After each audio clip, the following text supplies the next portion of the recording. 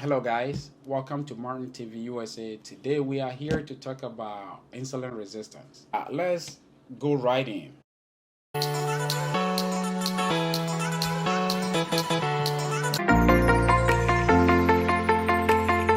We cannot talk about insulin resistance without talking about the hormone insulin. So when we talk about hormone insulin, insulin is anabolic hormone. It builds glucose into glycogen if you don't have immediate use. If there is too much glucose in the blood, it builds into glycogen and stored in the liver. If you still don't have immediate use of the glycogen, then it's converted to fat. All right. So when you eat glucose, it does two things. One, for storage as fat, the excess glucose is stored as fat. And number two, for immediate use, which is for fuel, for energy. I remember when we were young, they always say carbohydrate is for energy, way back in school, Ghana. When you eat fat, the healthy fat, most of the time, it is already in the state that the body knows as fuel. So you either have immediate use of the fat to be used as fuel or you don't have it. If the fat is also too much fat in the system, it is also put into storage right away because the body is not gonna go through all these processes again. It has that is what the body knows. Now, if you eat protein, insulin is also involved, but the insulin usage is just minimal. So what insulin does is that it builds. So it takes the amino acids and then it builds those tissues which is gonna be used for repairs in the system. Okay, now the major culprit is carbohydrate.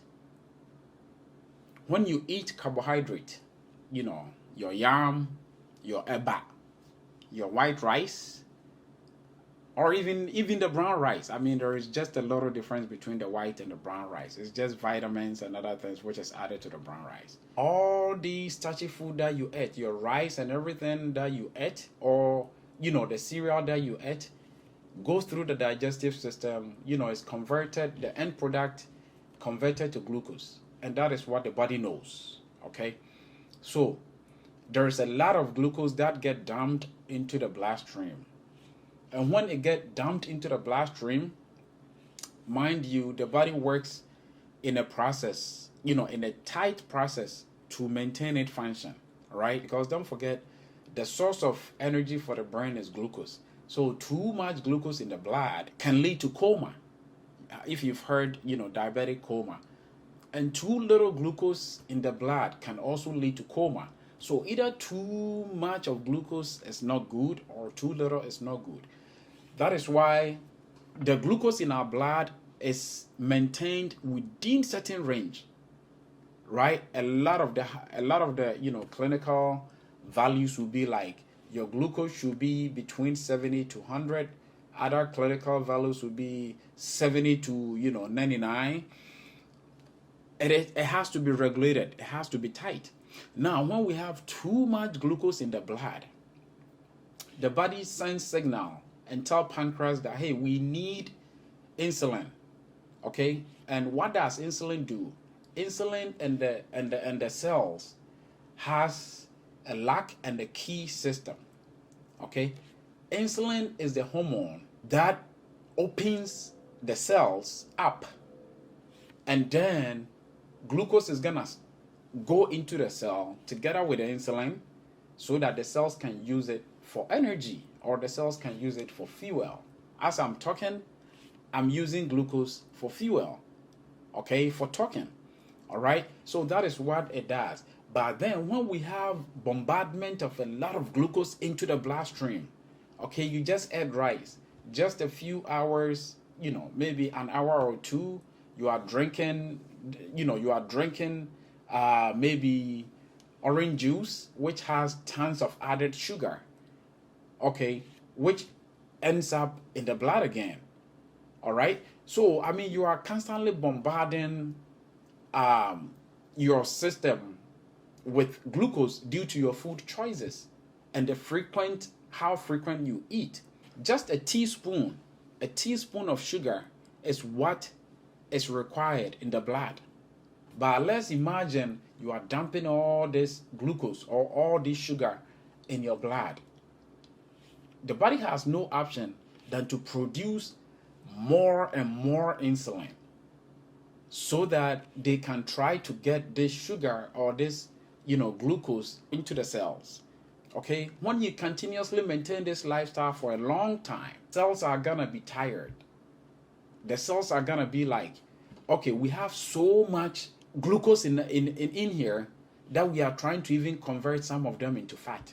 So the cell is busy converting some of the glucose into fat, right? And then as you don't give your body chance to use the little fat the cell has been converted to, and you are still bombarding, then the fat gets spilled over the cell. And then when you look at the pot belly that we the men mostly have, that is how it end up to be. Now that we know that the cells are converting this glucose into fat, because we are not giving our body a chance to use the fat which is being stored for future use, and we are still bombarding our bloodstream with glucose and glucose and glucose, it's gonna get to a time the cell is gonna tell insulin that, hey, insulin, I'm tired of you. You cannot be bringing glucose here. Look at what we have. We don't even know what to do with all this glucose we have to use, and you are still bringing them. A time is gonna come in that the cell is gonna be resistant. The cell is not gonna mind insulin anymore. So when insulin comes in with a key, the cell is not gonna provide the keyhole for insulin to unlock them to bring the glucose. So what happens? You develop resistance right there. The cell doesn't want it anymore. Okay, the cell is tired. That's what insulin resistance means. So when you come to the hospital, do a lab to check your hemoglobin A1C. And the hemoglobin A1C, if it's below 5.3, it is considered normal. But if it's between 5.3 to 5.7, it means that your cells are resistant to insulin. Okay, it means that you have insulin resistance. And insulin resistance is the beginning of developing a diabetes if you don't change your lifestyle. Between 5.7 to 6.4, you are pre-diabetic. Above 6.4, meaning that 6.5 up, you are diagnosed of diabetes. Okay, so you know the complications of all these things. Guys, it is a health condition that we can do something about it. Okay, about 60 to 70 million people in US has insulin resistance due to the type of diet. Everything in US is like either processed food, sugar, and just mention them. All right, and anybody can develop insulin resistance. Okay, so you have to be very careful. The blood glucose, the carbohydrate, how much carbohydrate you eat, and you have to be very careful with the frequency of eating. Okay, and you have to be careful with all these drinks that has a lot of added sugar. Do you know that pure sugar, the sugar that we do have, is a combination of glucose and fructose?